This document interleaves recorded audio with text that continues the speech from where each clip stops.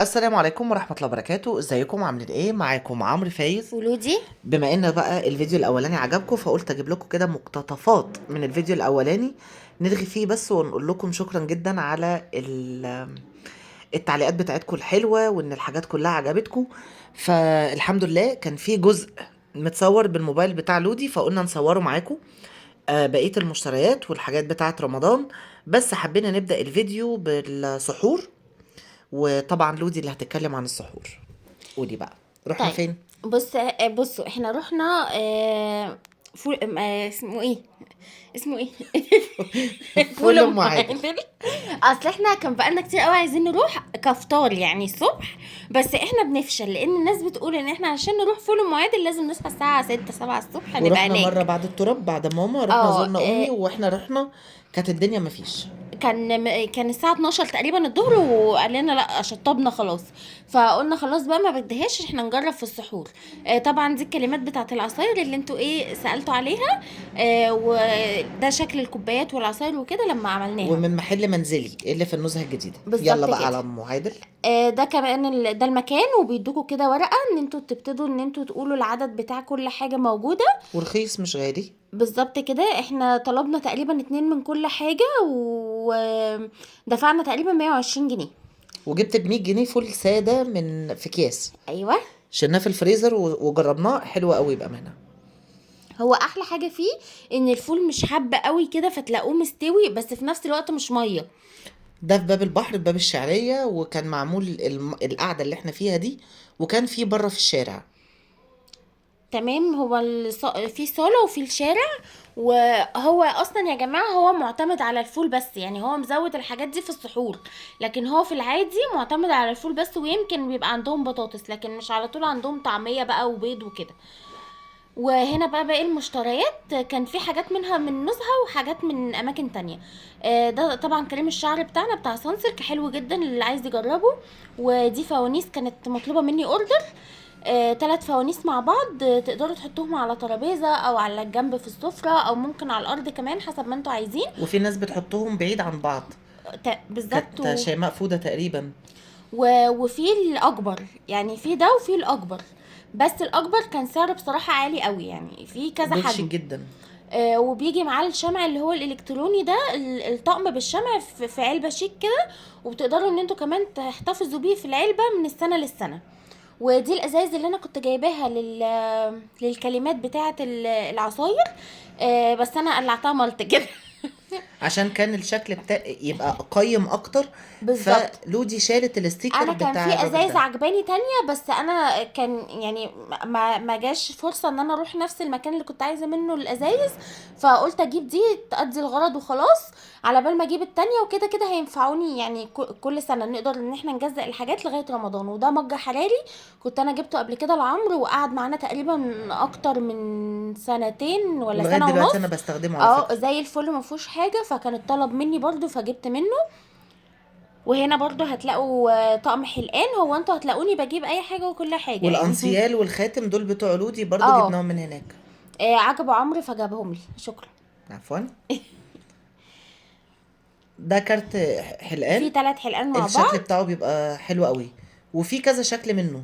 وفي احجام برضو منهم كتير. الشنطة دي تحفة، شنطة هاند ميد كده، مبروك على صاحبتها. سيناوي. هندي. هندي. برضو الحاجات الهندي دي موثوق فيها يعني. ودول انا برضو مش اول مرة اجيبهم، طلبوا مني كذا مرة وكنت جايبة منهم انا اصلا. اللي هي الاسورة المسمار والاسورة الكارتيه. بتبقى طبعا ستانلس مختومة وبتعيش معاكوا برضو حبة. هنوريهم الختمه دلوقتي تقريبا. ممكن. اه. ما بتغيرش يعني والكلام ده. بالظبط. هي اهم حاجة بس ان انتوا تقلقوا منها المية قصدي البارفان والكريمات والحاجات دي اهو. الختم اهو بتاعها وبتتباع في اماكن، في محلات بضعف بسعر السعر محترم اللي يعني. انا حاطاه الصراحة. ناس كتيرة قوي لما شافتها معايا وجابوا مني والله الاساور العظيم دي. بنت خالتي قلعتها لها وخدتها. خدت منها الاتنين. فناس كتيرة قوي بتقول ان هي بتتباع باغلى من كده بكتير. ودول احنا جربناهم، هي الصراحه ما طلعتش احسن حاجه يعني. كنت بتبوظ جربت بسرعة قوي. كنت جربت منها نوع قبل كده. كان بيعمل رغاوي في التويلت وكده، بس دي لا بتعمل لون بس وضعيفه مش حلوه. وده بديل المسمار. هو عملي جدا على السيراميك لكن على الحيطه لا. مش بيعلم بس مش بيثبت اصلا. مايع. بس على السيراميك حلو جدا. والفرشه دي عمرو جابها لي علشان اللي هو لما اجي اعمل شعري كيرلي ولا حاجه، كانت فهنجربها برضه. ب20 جنيه تقريبا.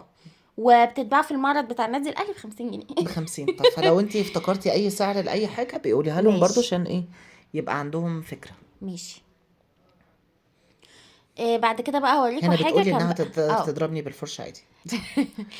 ده انا كان بقالي فتره عايزه اجيبه، كنت عايزه اجيب منه الجوانتي كمان.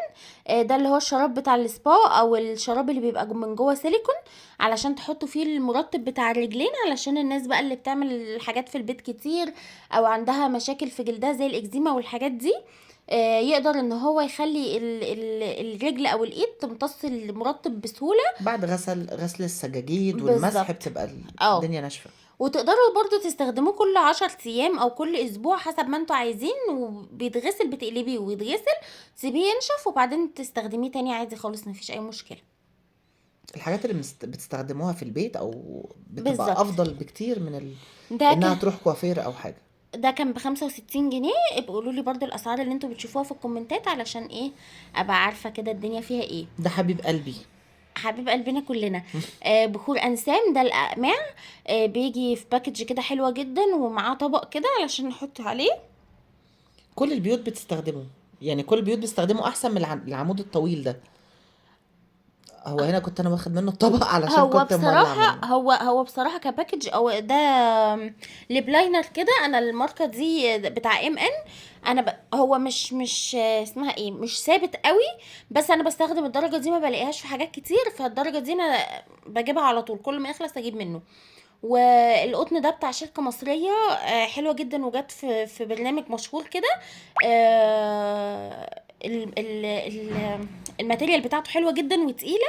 وكان سعر الباكج دي 50 جنيه تقريبا. وده فاصل مصحف كنت جايباه لسلفتي حبيبتي، عشان احب ايه ارمدن عليها زي ما بيقولوا. تحشي وتجيبي. شكرا. شامبو طبعا. دي مش فاكرة كانت ب100 وحاجة، بس مش كان فاكرة. من سوبر ماركت سبيكو اللي هنا، سوكوبيكو. سوبيكو. سوبيكو. والشاور ده برضو كان من هناك بتاع ايزي كير، حلو جدا على فكرة. والريحة بتاعت التوت اللي هتشوفوه بعد كده تحفة. ده كان ريحته هاديه، اه ده ريحته اقوى. بس ده بيثبت على الجسم اكتر. فلو شفتوه هاتوه. هو الواحدة ب45 جنيه، نص كيلو تقريبا، او 500 جرام، يعني نص كيلو دي على شاور. مسك الطهارة بتاع حامل المسك تحفة تحفة تحفة. جربنا منه الابيض واللي باللافندر. شميت اللي بالرمان الصراحة بس ما عجبنيش قوي. بس الابيض واللي باللافندر حلوين جدا. الواحدة تقريبا ب35. بس كده يبقى الفيديو معانا خلص. ولو الفيديو عجبكم ما تنسوش تعملوا لايك وشير وسبسكرايب للقناة، علشان بس نحس ان احنا بنقدر نعمل حاجة، او ما صدقت ان انا اعمل حاجة انتوا بتحبوها، علشان نقدر نعمل لكم فيديوهات تانية كتير. باي باي. مع السلامة.